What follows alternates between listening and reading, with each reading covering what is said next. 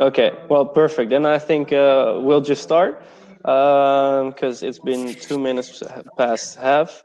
I think it's good to give a very short introduction. Around March, we, Holland Contact and PropTech, organized the Smart Sensor Challenge, in which 20 companies and governments came together, such as NSE, Annexum, Form, the Municipality of Amsterdam, Rotterdam, to look for very smart sensors to make both living and working places smarter, more sustainable, etc.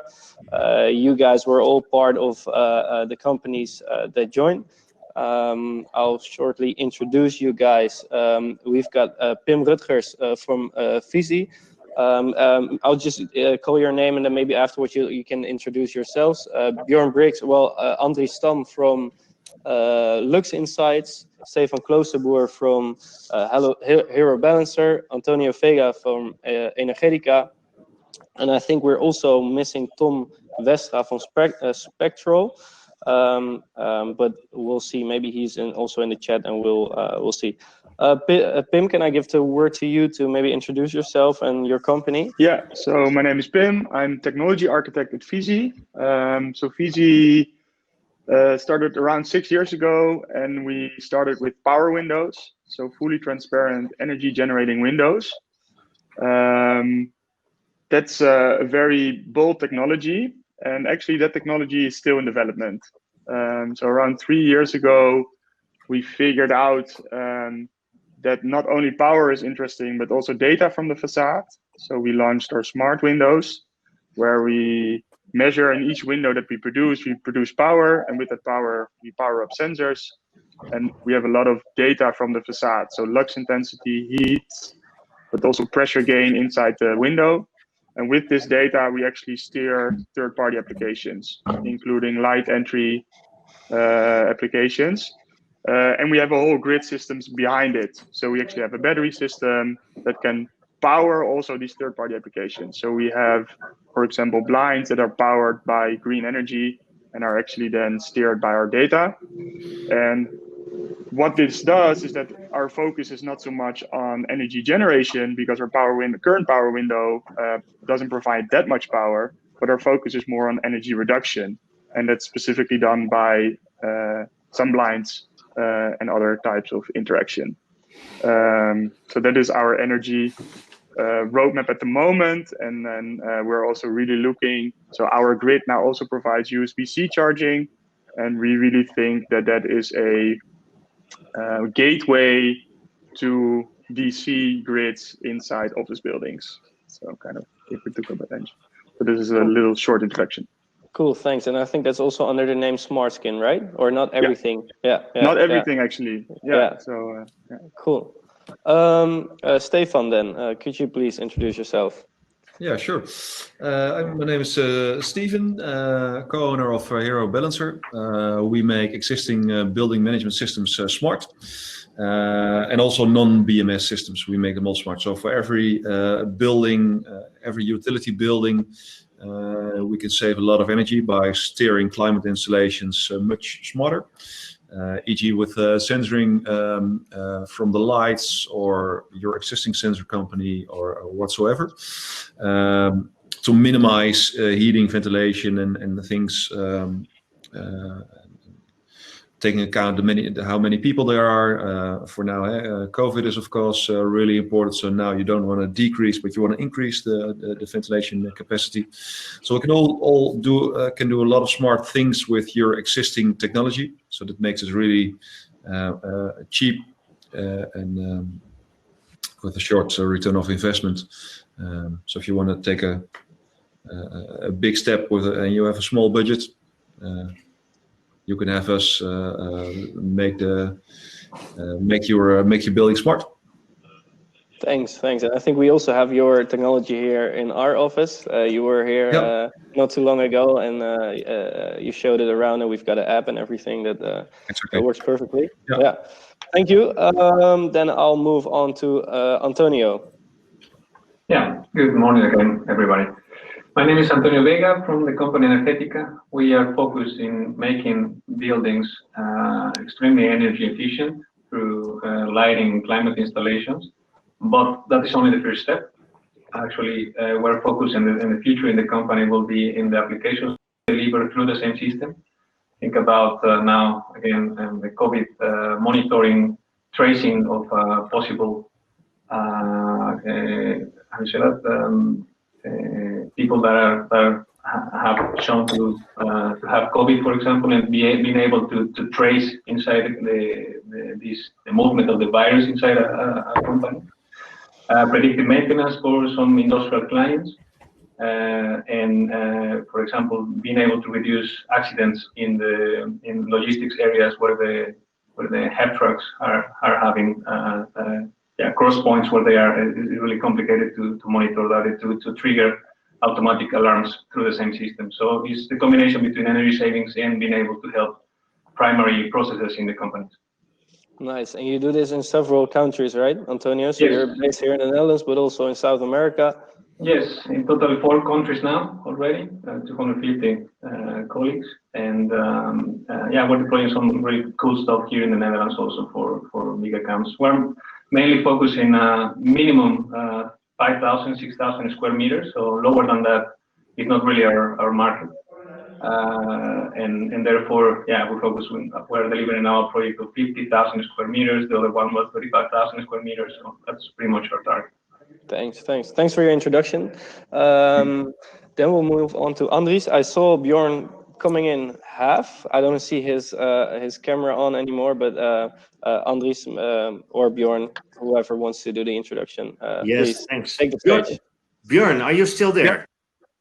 Yeah, I'm still so there. Bjorn, I switched off the great. camera for bandwidth. Okay. So Bjorn, could you introduce yourself and your company, maybe? Yeah, so together with he'll introduce himself a bit more, and I'm working for Lux. We've created a sensor which can be put into homes either to measure both the energy consumption and production on the installation level, but also on the total level of the home. And the goal is twofold. One is to give the tenant some insights into the energy consumption and production. And on the other hand, there is information that we gather and then send to social housing corporations, and they can use that data to better monitor which changes that they're making to all of their homes have a better impact on sustainability. So, for example, is it better to create or to have double glass, or is it better to replace some HVAC installations? Our solution monitors and also indicates which solutions are most efficient given the current state of your real estate. Thank you. You're on holiday, I think, Bjorn. On vacation. I'm on holiday, yeah. Where are you at the moment? The south of France, which you would think that they have proper internet, but they don't. Okay, your background looked good. Okay, Andries, so the last one before we move on to some questions. I'll keep it short. I'm the CEO of Almende research company located in Rotterdam. We have created with Lux to provide to them a hardware solution for measuring the power consumption of electrical devices in homes. We have built a small intelligent luster terminal. In Dutch, it's called a kroonsteentje. And you can put that inside a wall socket, but also as a kind of plug-in device. And it measures the power consumption of the devices attached to it. It can also put them on and off or dim them if it's in case of light, for example. And it creates a Bluetooth low energy mesh network inside the house, which is also enabling the effective communication of this data to the outside world. So that's basically what we provide in order to fuel the dashboard that Lux has created. Thanks. I think that also really adds up to the title Energy Smart of this roundtable. I have a few questions here that I noted down. Actually, Derek was going to do this. You guys might have known, but he has some hospital appointments. So I'll take over together with Stephanie, who does the other ones. And one of the questions that I have here is, what are the latest technologies on energy savings? Do you guys have some views on that, some ideas, opinions? I would say that the latest technologies is data, and that depends on the project. I mean, I was a bit surprised also in the sensor challenge, for example, that everybody is pretty much moving away from sensoring and manufacturing sensoring and just using third-party sensors. I believe that the added value is in the data, and then therefore depending on every single project, that will be the newest technology that I see. And that is also the AI that matters in this case, eh? So the processing of the data. Of course. I think also that data is very important. It's one of our key points. Actually, I think we're doing a lot of the same things, but in different fields or in different niches or in different things around it. But I think that at Vivi, we're in a quite interesting part of the building, as we are at the facade, which is actually a part where either a lot of energy is lost due to wrong ventilation or gaps in the facade or any kind of these things, or actually a lot of heat is gained, which we don't want. So I think, and in the current, like the history of building buildings, we've been isolating better and we've been making sun blocking coatings, etc., etc., etc. But they're all kind of developed on their own. So HR++ and new ventilation, and they're all developed on their own. They're all stuck to a building right now, but they don't interact. So actually, if you put a sunblocking coating on your window, then your whole light entry behind it doesn't function correctly. So I think it's also really time to use this data to also be earlier in renovations and make sure that the components that we actually install work together. Because I think since the 70s or 80s, buildings have become more efficient in using energy, but they still use the same amount of energy, which I think is quite weird, right? And I think we all know that. And I think that is because we're still not aligned. So all these products are still not aligned. And I think the new technology should be having insight on how to align them, but then also changing them so that we actually get synergy in these type of technologies. So for example, our windows don't have sunblocking coatings because we align with the sun blinds behind it so that we can either use the heat or reflect the heat instead of having a non-bow, like a non-combination of two very good technologies, but they're actually not made together. Yeah, I think the interesting thing about all our 5 companies is we have the same goal and make the building more efficient in energy usage, having more comfort for the people, for the tenants, for the people who are in the building. And I think what you see is that all the buildings we all see have climate installations which are not efficient. They're designed for cooling, for heating, for ventilating, or whatsoever, but they don't measure what people like. How do you think when do you think the indoor climate is good? When do you think you use not too much energy? Do you spoil the energy? And I think all of us do the same thing, making it more efficient. And that's, I think, 2020 new technology. We are all of us are adding value to your existing climate installations, making them more efficient. And what suits you best depends on what you are. Are you a school? Are you a big office? Are you a hospital? Or I know Anthony does also a lot of, I think, shopping areas. But I think the most important thing is to start doing. So I'm really curious, the viewers, what are you looking for? What are your challenges? Do you want to be more energy efficient? Do you want to rebuild? I challenge you to ask your question in the chat on chat session. And what do you want to learn from this session? Yeah, I would like to add one thing actually still, which is also important because you asked for the latest trends in technology and what is the most up-to-date state of the art in that respect. What becomes really important is that we tend to think more holistically, taking more things into account.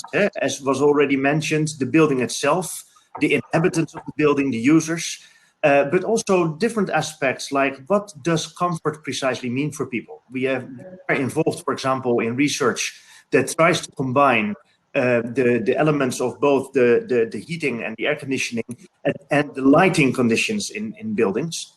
And what we see, if that we influence the lighting conditions, then that may actually provide a certain level of comfort that allows us to reduce the temperatures in the buildings.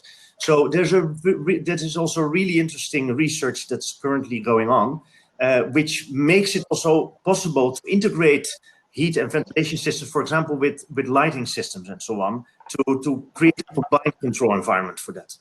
And I think that also kind of answers already one of the questions from Tibor Kastelein. I would like to know how you guys balance well-being with energy savings, right? You kind of gave an answer on that. Is there a way that one of the other men in this chat are looking at this or doing? I would say that the research is already done. I briefed, for example, we have a project now for CBRE, and they published just what is the effect of lighting of different parameters in climate installations in the productivity of the people. So I believe the parameters are already known, and it's just a question of putting using the existing technology inside a building and change the set points in a smart way that is not reactive but proactive. Or if the building is not intelligent or doesn't have enough sensing points, then you have to provide the sensing points, and therefore two different ways of solving that. But the balance, in answer to the question to Tibor, is already defined in research, and we just, I believe what we all do is just use real-time data and proactive change the parameters in the building. That would be the balance, and that depends on the day, that depends on the season, that depends on vacation period, that depends on the activities even. So yeah, many people think that saving energy is about decreasing the temperature or lower the air conditioning or whatsoever. And I think all of us have the same goal: increase well-being, and mostly stop spoiling energy. Because most energy savings are used by steering more efficient, using data, how many people are in, what's the CO2 level, and also prevent the building from heating up too early, or same as Anthony says, heating up while there's a holiday or whatsoever. So I think it's these goals, energy savings and well-being. It's exactly the same. You don't want to over ventilate because it's not good for your neck. You don't want to overheat because that makes you sweat. So it's the same goal.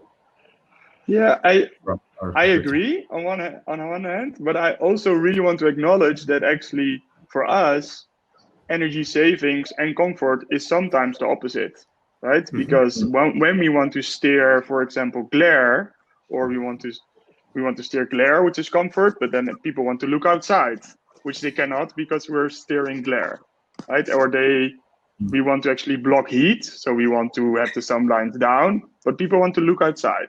So I think it's an interesting question that there is indeed a balance, and what do you give priority? And I think there data again comes in, because you at the moment don't know what someone's question is. And this is how we actually use even more data. So we use also user actions or user triggers as data points to see what is happening with our algorithm. So every time a blind is actually pulled upwards while our algorithm says it needs to go down, then we know that someone doesn't find it comfortable or wants it differently, right? So, and that is a balance, because we know that it's not the best energy thing to do to put it up, but yeah, then we actually prioritize well-being. So I think it's a balance. It's not always kind of a synergy. You need to make decisions, but we actually want to let the users make the decision also, right? And then that's another data point that's very interesting. Yeah, at the end of the day, what Tibor again says is that well-being is actually defined by the user. For me, it will be 24 degrees, maybe not comfortable, but for you, maybe 20 it is. So it depends on the building, it depends on the people, it depends on the activities. That's why real-time data will provide that well-being. Yeah, and I think you guys also already mentioned some challenges, not necessarily with data, but I think that was also one of the questions of Martijn Nonna. What challenges do you see in terms of data to make decisions? I would like to drop two terms for that. The first one is the technological silos that are still existent. Actually, we should integrate our products more with each other and create open solutions that can cooperate, so that we can cooperate with each other. And the other issue is, of course, the everlasting issue of privacy kind of things that we also need to take into account. Does somebody have to add up something to this? I don't totally agree. I believe that in a moment that we don't provide an anonymous level of data, where there's no risk of privacy, of privacy issues at least, then that shouldn't have to be a challenge. Let's say it like that. So depending on how do we do the data, as you said, Tom, we have projects also in other countries where the privacy laws are really relaxed. Mm-hmm. And you can use, for example, virtual recognition to even measure comfort, for example. Here, I don't see that happening that quickly, but you can still use anonymous high-level data. So using data in that way in these kind of countries, that will be the solution to do that. Exactly. And I think the more aggregated data you can use, then you make the big step. So when you measure how many people are in, what's your occupancy, then you can make a big increase of energy savings.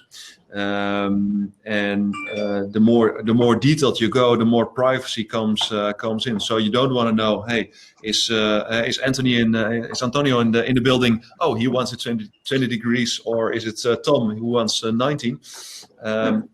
You need to accumulate that and make it more generic. Otherwise, you first we tried Wi-Fi tracking. That's privacy. Not complete privacy compliant.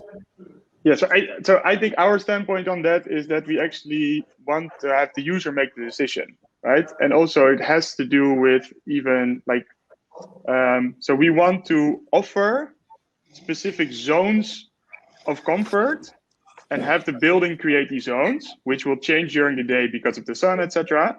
But in that way, you don't track people, but you give them, you know what type of people you have in your building, and you actually let the building say, okay, this is a zone where you'd like quietness, a lot of fresh air, or everyone does, of course, but a little bit more warm, and this is a little bit of a colder setting, etc. And I think if you do it like that, so if you look at it from a building perspective and you make it that it actually facilitates users instead of that you change everything towards user specifics, because then you're going to track. I think you first of all give a user a sense of control because they're allowed to pick their thing that they want and that they like, instead of that it's changing all around them, which maybe finds a kind of a 1984 type of situation. And then you also counter the privacy thing, right? Where you just say, okay, we have these type of people inside and we just need to cater for them. I think also then you don't have someone that likes 28 sitting right next to me and trying to balance it with a heat stream. I think that is very inefficient. Guys, I think this session is until 5 minutes to 12. We can maybe do one more question and then a wrap up, as some people might have to go to other session or other appointments. I think there was also another good question. You all guys talk about your own expertise and your own thoughts and ideas and visions. But do you already combine them? Because I might, and also the person who asked the question, I can imagine that the end user wants one dashboard or one platform, software, blah, blah, blah, where they can find all of the smart solutions integrated. Are you guys already talking about it, doing this? Enlighten us. You come again to the same, a bit the same answer to that. Depends on the project. Some customers do not have any other system whatsoever, then you can provide the interface. But if they already have something, we have some customers that they actually, their business model is to develop that kind of software, that kind of dashboard, that kind of components. Then you just can provide the data to their system so they can use their own dashboards. So open, what Andre say, open systems is the key. So as long as we keep providing data in a safe way, but not every data that is open is safe. That's another subject. As long as we provide the openness of the data, then we're good to go, depending on the project again. Exactly, and I think many clients, especially the bigger ones, have platforms in which they want to keep their data. Maybe they have the data lake, and from Hero Balance perspective, we have our own dashboard, but we can also dashboard via other platforms. So that's not an issue. I think we all have APIs to push data to every point a client wishes to have it. It's not an issue. Yeah, and I think it's a kind of a everyone wants to be that one umbrella, kind of, but because everyone wants that, you get 13 umbrellas. And I think that is just the state of our industry at the moment. And it's a joke that's been online for a long time, that then someone says, oh, but we need an umbrella, and then you just have your 13th umbrella again.